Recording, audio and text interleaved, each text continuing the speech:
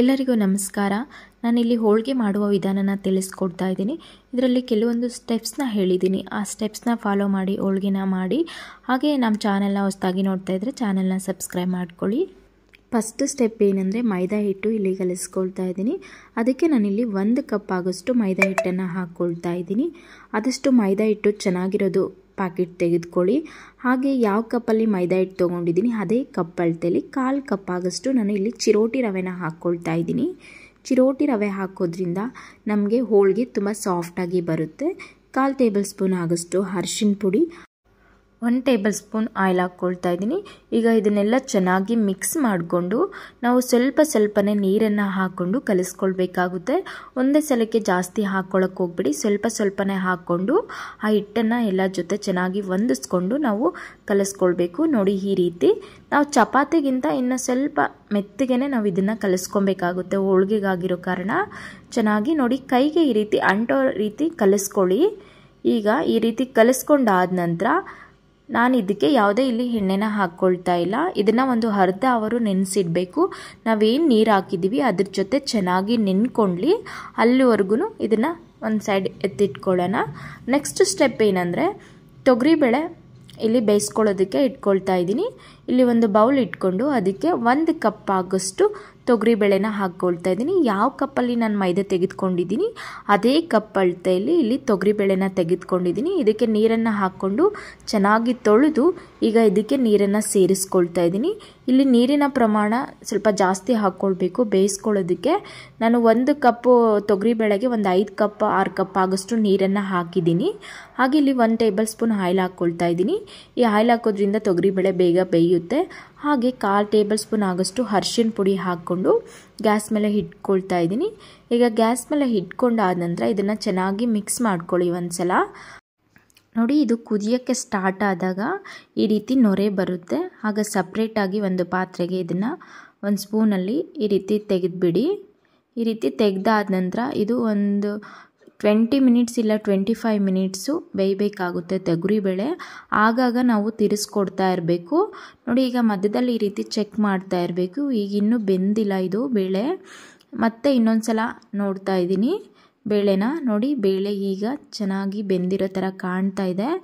ಈ ರೀತಿ ಒಂದು ಬೇಳೆನ ಬೆರಳಲ್ಲಿ ಈ ರೀತಿ ತೆಗೆದುಕೊಂಡು ಈ ರೀತಿ ಹದಿಮಿ ನೋಡಿದಾಗ ಈ ರೀತಿ ನುಣ್ಣಗಾಗಬೇಕು. ಅಂದರೆ ಬೇಳೆ ಥರ ಇರಬೇಕು, ಒಳಗಡೆ ನುಣ್ಣಗಾಗಿರಬೇಕು. ನಿಮಗೇನಾದರೂ ಇನ್ನೂ ಅದು ಚೆನ್ನಾಗಿ ಬೆಂದಿಲ್ಲ ಅಂದರೆ ಇನ್ನು ಸ್ವಲ್ಪ ಬೇಯಿಸ್ಕೊಳ್ಳಿ. ಇದು ಕರೆಕ್ಟ್ ಹದದಲ್ಲಿ ಇದೆ. ಈಗ ನಾನು ಈ ಬೇಳೆನ ಸಪ್ರೇಟ್ ಮಾಡ್ಕೊಳ್ತಾ ಇದ್ದೀನಿ. ಈ ರೀತಿ ಒಂದು ಹೋಲ್ಸಿರೋ ಬೌಲ್ ಇಟ್ಕೊಂಡು ಈಗ ಸಪ್ರೇಟ್ ಮಾಡ್ಕೊಂಡಿದ್ದೀನಿ.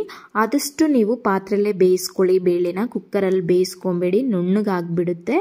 ಹಾಗೆ ಈ ನೀರನ್ನು ನಾನು ರಸಕ್ಕೆ ಬಳಸ್ಕೊಳ್ತಾ ಇದ್ದೀನಿ. ಇಲ್ಲಿ ನಾನು ಒಂದು 3 ಟೇಬಲ್ ಸ್ಪೂನ್ ಆಗೋಷ್ಟು ತೊಗರಿಬೇಳೆನ ಎತ್ತಿಟ್ಕೊಳ್ತಾ ಇದ್ದೀನಿ ರಸಕ್ಕೆ ಅಂತ ಹೇಳಿಬಿಟ್ಟು. ಈಗ ಈ ತೊಗರಿಬೇಳೆ ಚೆನ್ನಾಗಿ ನೀರೆಲ್ಲ ಸೋರ್ಕೊಳ್ಳಿ, ತಣ್ಣಗಾಗಲಿ. ನೆಕ್ಸ್ಟು ನಾವು ಆವಾಗಲೇ ಮೈದಾನ ಕಲಸಿಟ್ಟಿದ್ವಲ್ವ ಅದನ್ನು ನೋಡೋಣ.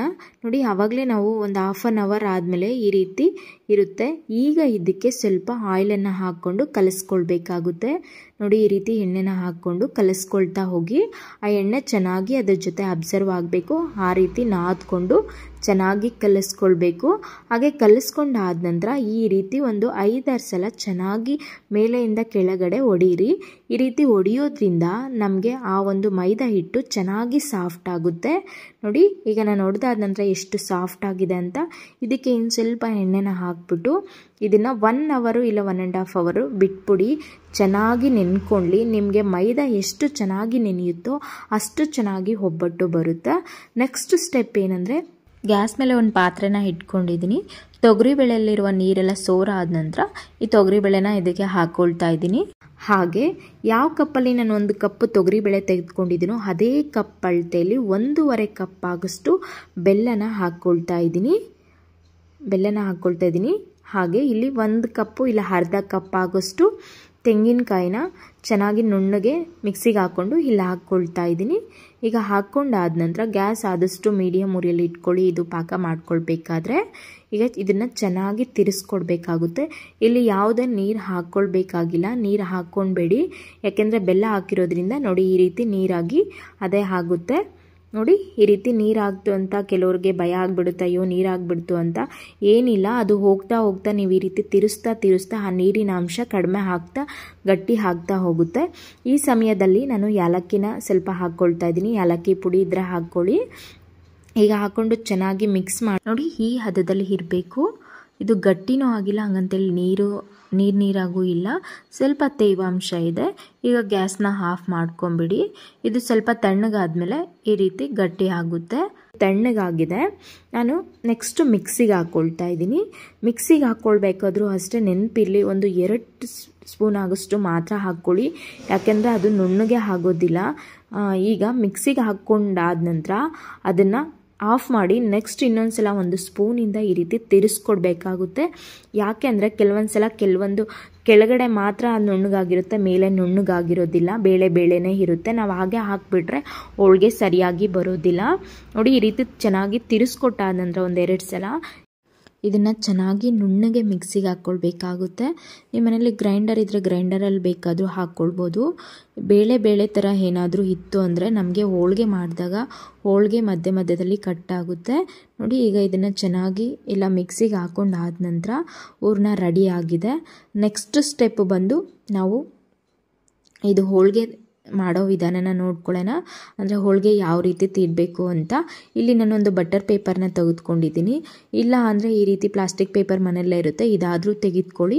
ಇಲ್ಲ ಅಂದರೆ ಬಾಳೆ ಎಲೆ ಆದರೂ ಇರುತ್ತೆ, ಅದ್ರ ಮೇಲಾದರೂ ನಾವು ಹೋಳಿಗೆನ ಮಾಡ್ಕೊಳ್ಬೋದು.